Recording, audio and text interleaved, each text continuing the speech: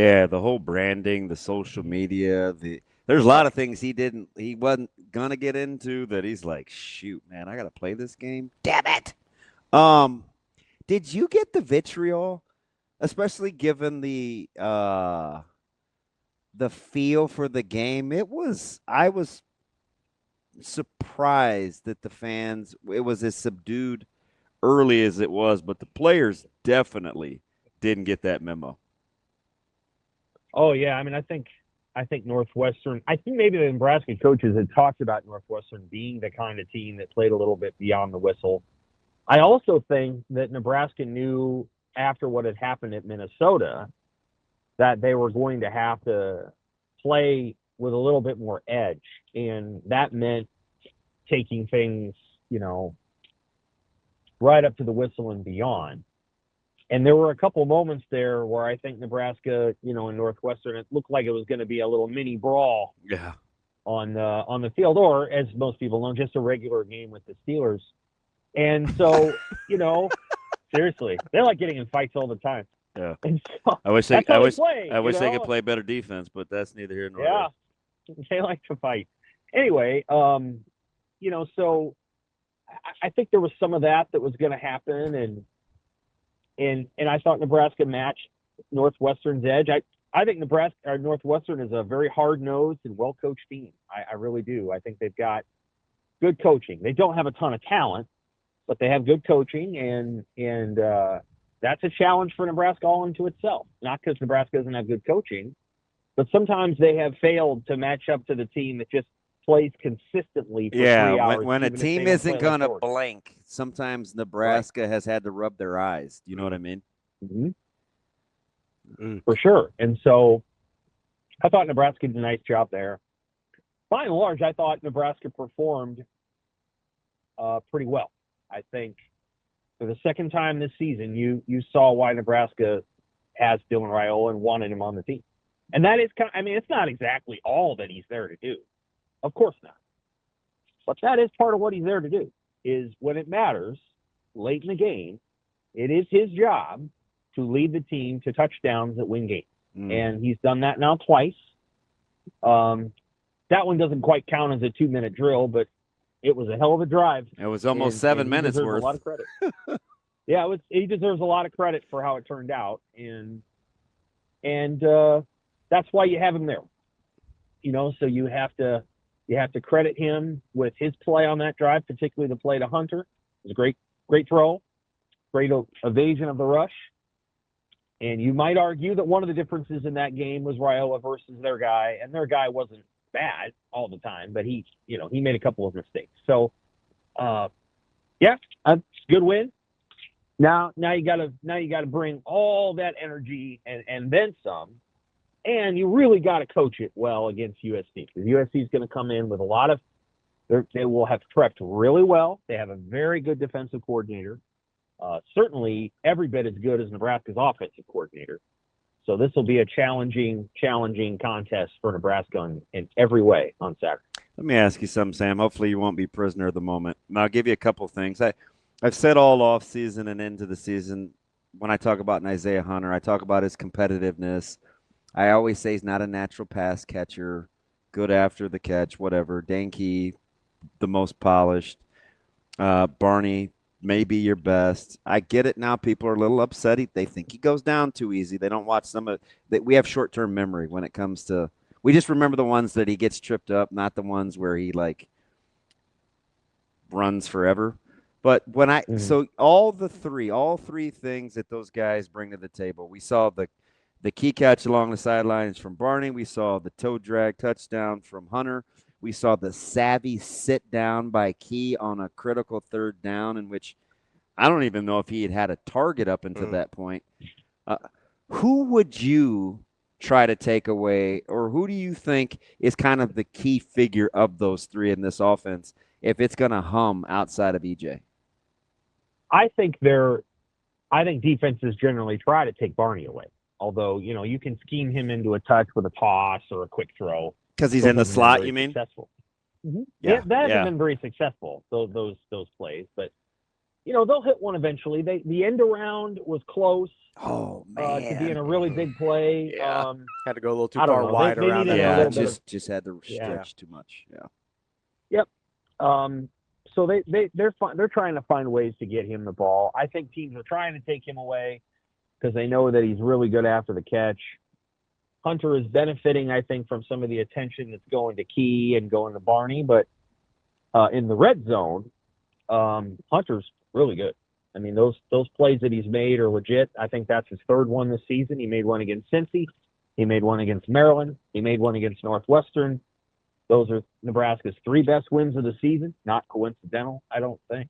And I get it. He dropped the one against Minnesota, but for a guy that is awkward with his hands, doesn't drop a lot. He doesn't drop a ton. No, and he's very physical, and he's obviously got all the athletic tools. Very fast. He's a good player, and Nebraska did a nice job getting him. And when Dana was asked, I think this was mid-season after the Maryland game, what they liked about Hunter, he said, well, 50-50 balls. And so whatever they saw on tape, they were like, this guy wins in contested situations. And that's like Quincy Enunwa. I don't think he's quite as good as Quincy, but he's in that level of I don't know. That's a good one. Yeah, Quincy's pretty good. They're similar, and I think he isn't quite like Kenny Bell. I think Kenny Bell was better. So I would probably give after the catch to Hunter over Enunwa, but Enunwa, that's a good because they're kind of body awkward catcher. Yeah, I get the comp. I probably would lean Hunter post grabbing it though. If you were to rank, I don't know, in the 21st century. That's a good poll. Which is since 2000, mm-hmm. Nebraska's top 5 receivers.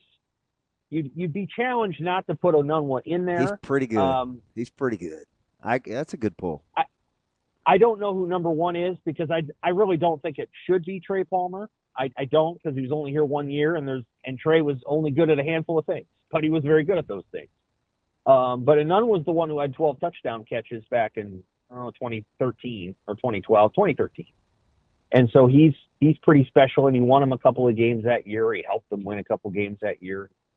But he would be up there, and Isaiah Hunter by the time he's gone. Yeah, maybe in that top 5. Stanley Morgan. I'm gonna take in the Hunter Enunwa. I'm gonna take Hunter. By the end of his career, yeah. The running after the catch. Yeah. Although I do like the Enunwa pull because I think he's Enunwa's a great pull. Stanley Morgan's got to be in there. He was sensational. Our boy Kenny's got to be in there. Stanley Morgan was really, really so good. Really, really good.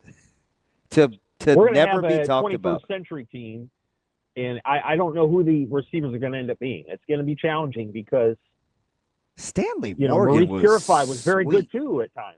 Yeah. Yeah, he was. The guy that had the best pro career was Quincy, and it was cut short by injury. Although Trey Palmer may end up having that, I don't know. I mean, Trey Palmer how to quickly Nebraska, he flamed out for the start that he got off to is incredible for Palmer. Yeah, and Tampa. Yeah, I was like, he's a budding star. Yeah, that's what I was thinking. Do you throw Westerkamp in there? Yeah, they're probably. I don't know. Maybe. Yeah, I think he's pretty good college player. Your real-time thought process is hilarious. Like, I don't know. Yeah, he's a pretty good college player. Like, as a top 5 receiver, I think you could make that argument. I think Nate Swift was pretty good, too. Great guy. I don't know. Like, I think it's hard to. That's one of the harder ones. And then there's other ones where if you had to pick 2 running backs, it's going to be very, very hard to pick between Roy Hallou, Rex Burkhead, and Amir Abdullah. Amir Abdullah makes the list, actually. It's not. I'll say you're just picking between number 1. Burkhead and Hallou, basically, right? For the second spot?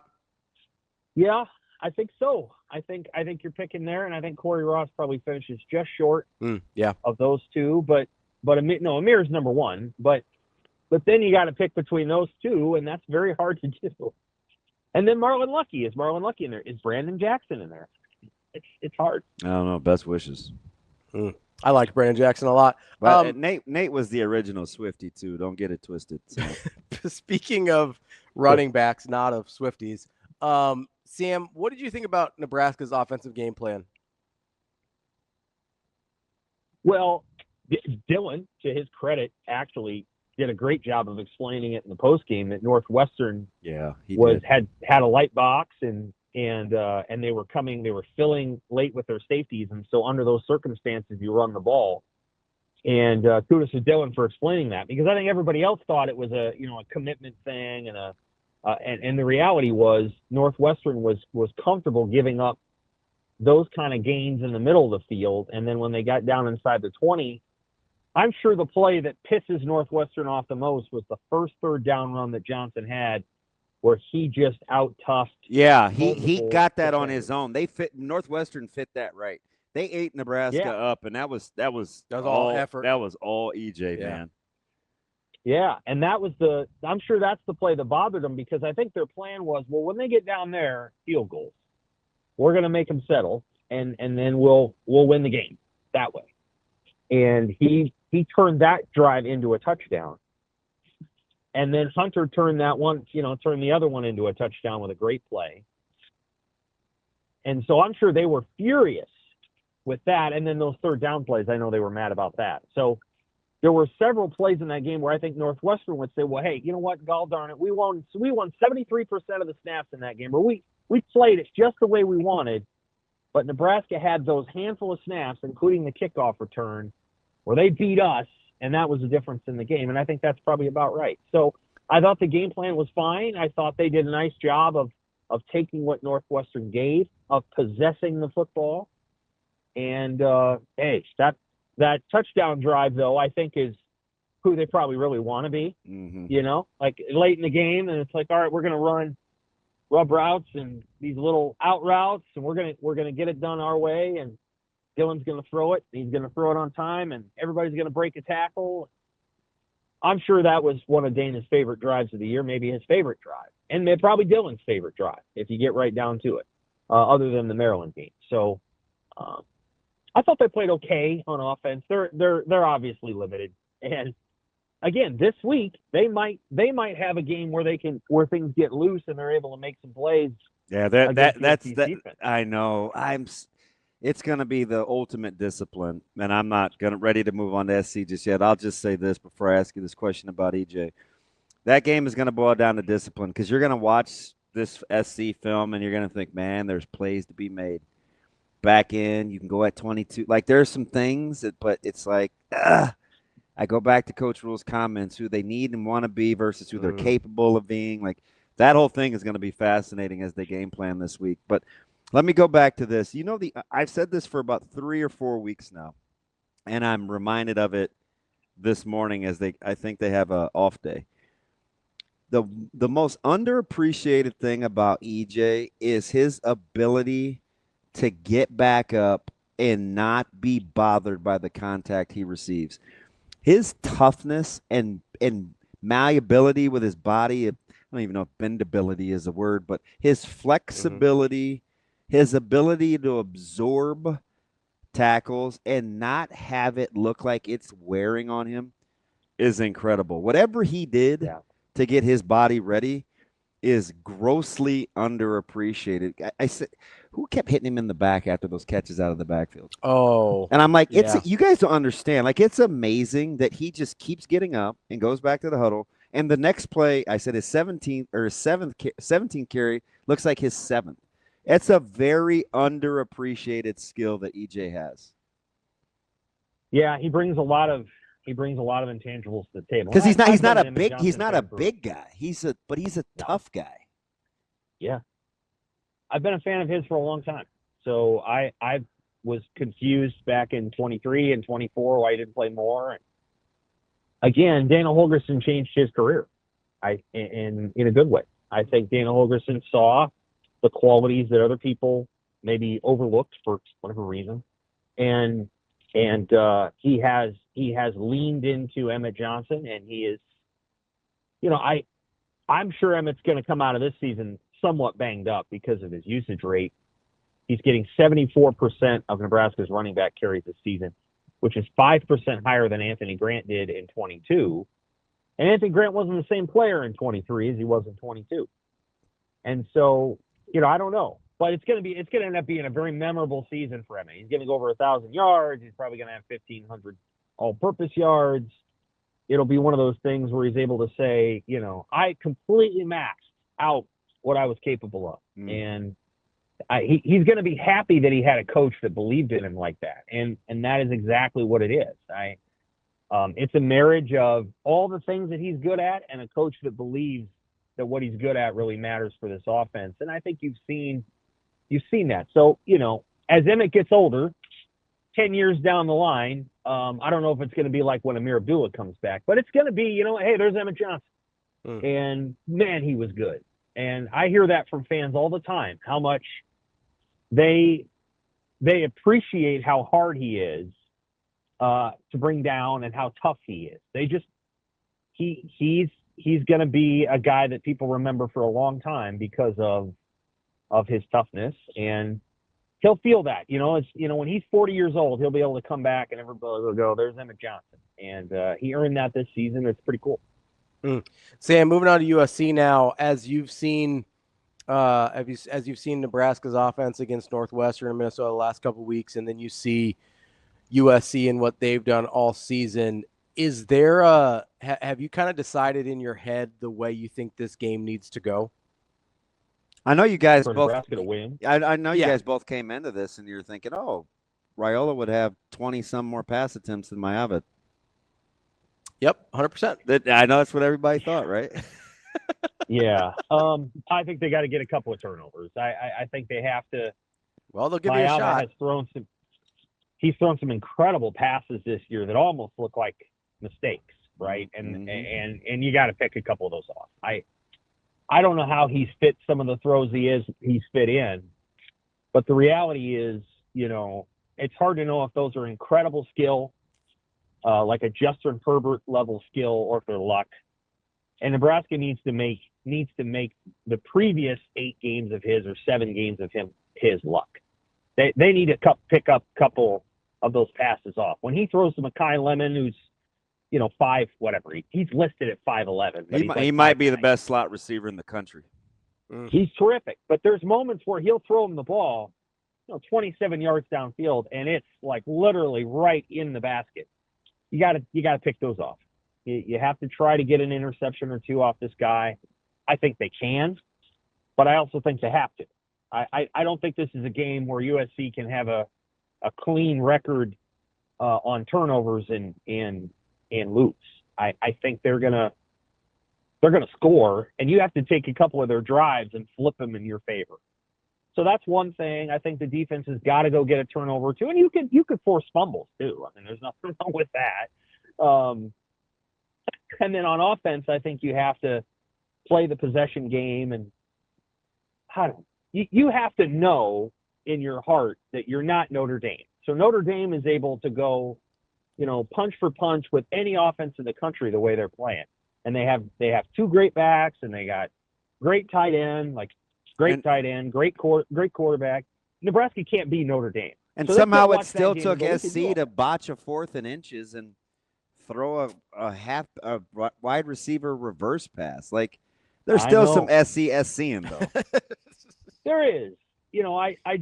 I don't think Nebraska can be Notre Dame. And so if they watch that tape and go, well, we're going to do that, good luck. I think Notre Dame's offensive line's better. I think their quarterback is probably as good as Dylan right now. And their running backs they got 2 instead of 1, and they got receivers, whatever. What number back are they on? USC? Notre Dame? 3rd or 4th? Yeah, I think USC's on their 3rd guy, and their 3rd guy, it's a goofy deal where he's a walk-on, but it's an eligibility, like it was some other. Yeah. He couldn't play somewhere else. He's a pretty good player. Yeah. He's not as good as the guys that got hurt. I can tell you that. No, he's not Wayman Jordan. No, he's not as good as the guys that got hurt, and you saw that in the Notre Dame game. But they can run the ball. But at the end of the day, I don't know that. I think it's going to come down to forcing a couple of turnovers. So, in other words, keeping USC under 35. And then Nebraska has to play a possession game where they go on long drives, they possess the ball, they physically wear USC down, and then they leverage the crowd. The crowd's going to be great. this is one of those deals where, you hope you win 28-24. Everybody goes home happy. I think it's going to be hard to win in a shootout. I think if USC gets to 31 points, they're going to win. So that's interesting because I think the total is 59.5 or something like that. Right, and USC is a 6.5-point favorite. So that says 31, 31-27 or 30, 32-25 or something like that. Yeah. And before the season, I might have said, well, I think Nebraska could win a shootout, but Nebraska's offense just has enough challenges on the offensive line. At this point, we're probably at Pritchett and Corcoran. Maybe Gatula comes back, but of course, you don't want to put an injured guy out there. So there's that issue, and this is not a perfect Nebraska team going into this game. They know that they're banged up, and they know they're a little bit undersized. They're going to play as hard as they can and try to win it. And if they do, then, again, keeping everybody healthy down the stretch here is going to be absolutely crucial. The trainers, I think it was Emmett Johnson that shouted out the trainers, right? And that was good of him to do, because I think Nebraska's getting banged up a little bit, and they're going to have to kind of piece it together down the stretch. I would say at this moment, if Nebraska gets to 8 wins, they've done well with the guys they have on hand, but 9 is possible. 9's possible. And to get to 9, you got to win this weekend, and maybe they can pull it off. It's going to be a tall task, but I think they got a shot. So let me ask you something, because I kind of hear, and you can feel free, I know you will. Correct me if I'm wrong. You seem it seems a little like David and Goliath is a stretch, but you clearly don't feel good about the matchup. But I got to ask, what is it about SC where you're like, oh, shoot? Is it just that they're the better of the worst? Like, when you look at SC, what is it where you're thinking to yourself, we're in trouble here? I think it's not so much the coaching points or the X's and O's, it's the numbers. 31, 24, and 21. That's what Maryland, Minnesota, and Northwestern scored. Yeah. And so if you average those out, it's something like what? It's something like 25 or 26 points a game. And none of those offenses are as good as USC's. And so I think it's fair and logical to say that it will take Nebraska's best efforts. Michigan State scored 27. Michigan scored 30. So at this moment, what you're looking at is a defense that's given up, I think, about 27 points a game in Big Ten play. I think they're scoring about 27 points a game in Big Ten play.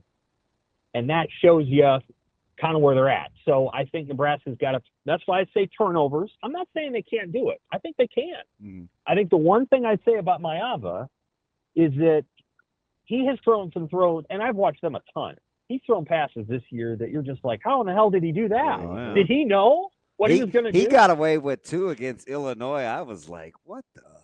He throws a lot of interceptable balls. We did it to Nebraska last year, but he's clearly better this year than he was last 100%. Year. Yes. So, I mean, no question. He's a good player. Yeah, he is. And the thing that I see about him is he does not get affected by mistakes. Like he does a nice job of staying calm or whatever, poised, and in the face of error. And so I've been very impressed with his play. I'm just saying that there's 2 throws a game in there where Nebraska's got to pick the ball off, and Sierra Wright's got to go get one, or Andrew Marshall, or whoever. And if Nebraska does that, I give them a really good chance of winning. If they're not able to force him into mistakes and a turnover, then I think it's going to be very hard, because I have a hard time seeing Nebraska scoring 31 points. They've had a hard time doing that, and maybe this is the game where USC's defense is so discombobulated, and you don't get the physicality up front at the point of attack either. Like that's kind of like, if you ask me today, and I got to watch a little more. If you ask me today, I think that's the one thing we're underselling. Stylistically, how this SC plays with their front. I don't know, Sam. 6.5 Mind you, seems I've picked six and a Nebraska half. to win every game this year. 6.5 Every game seems. but No, one. no, no, no, no. Hey, no, you're not like way at left. Like you're not crazy. I'm just No. saying, like 6.5 seems a little high, but stylistically, I think it's a better matchup than we're giving it credit for. I'd rather have Nebraska spread out trying to play defense than trying to play it in a phone booth for 4 quarters. That's fair. It I think that's a good point. sounds weird, I think you're right. but I prefer USC style over Minnesota's for this team. Because I think that's fair. Because schematically, they'll do a lot of different things on the back end. Now, listen, you got some studs that he can throw the ball to, and you got to, but the lemon on right in the slot, like there's some good matchups. For me, it's can Nebraska, they're going to have to dominate, not just win. They have to dominate special teams. Yeah. I think, and they can do that. They have a chance to pull that off. I think one of the other things that you put into consideration is just the coaching matchups. So I think their defensive coordinator does a pretty good job with the guys they have. I think he's an equal matchup to Holgorsen. And then Lincoln Riley is among the 3 or 4 best minds in college football. I just hope he has. I hope he has those moments where he outthinks himself, because that's probably his Achilles. It is his Achilles heel for sure. But there's few better than he is. He's better than Holgorsen. He's done a really good job of creating a run game out of a spread set. They're able to do some things that I'm sure Nebraska wishes it could do, and maybe Nebraska can do. And I'm not trying to say Holgorsen isn't really good.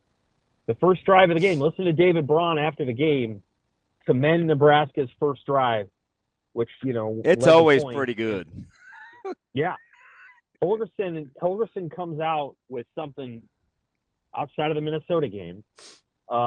He comes out with some good stuff, and Braun said they were taken aback by the little RPO play, but Lincoln Riley's as good as there is, and so you have to take into account that he knows what Nebraska is not good at, and he isn't just going to say, well, we're going to do whatever we do anyway. I think he's going to take that into account with his game plan.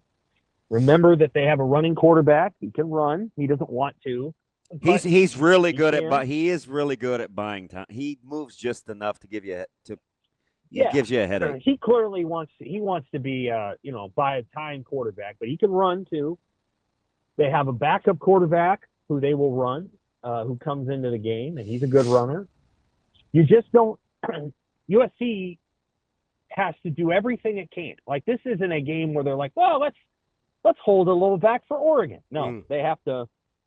They're going to play every game out like it's a national title game from a schematic standpoint. He's coaching for his job, but he's also coaching for the playoff. Because if USC wins out, they're going to be in the playoff. They'll be in the playoff. So I think everybody kind of knows that, and I think it's going to be really interesting down to the end. And I think USC is going to come in and play hard. Nebraska's going to have to mash it. I'm looking forward to it. I really am. I think Nebraska's got a shot of winning, but they're going to have to play well. This isn't like, well, they'll fall into a win. No, they're going to have to play, in my opinion, their best game of the season, beat USC.